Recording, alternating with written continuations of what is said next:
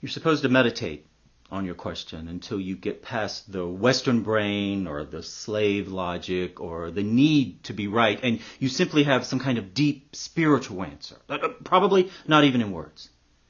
And one by one, the students are getting their questions and are silently led out of the room. I'm last. When we're alone, the monk kneels down beside me, his lips not an inch from my ear. On the tip of his tongue, he has the question he wants me to consider for possibly forever. But he doesn't say it right away. And I wait, my mind clear of things like excitement, anticipation, impatience.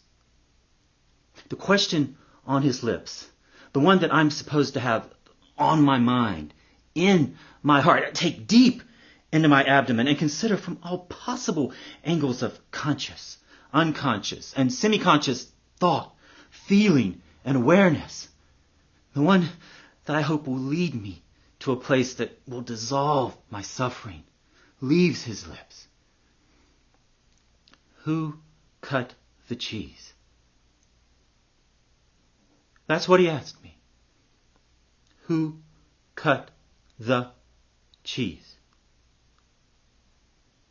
I find myself silently praying to Jesus because some habits die hard that he's joking, but he just smiles at me beatifically, and in case I hadn't heard that particular colloquialism, as you understand? When I'm too crushed to answer, he rephrases it into the simpler, who farted? And leaves me there, alone.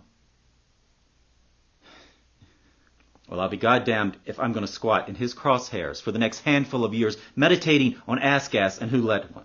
Well, the immediate answer that leapt to my brain is, who cut the cheese? Why, everyone, you orange robe-wearing, four-eyed, Bucky Beaver-looking half-chink.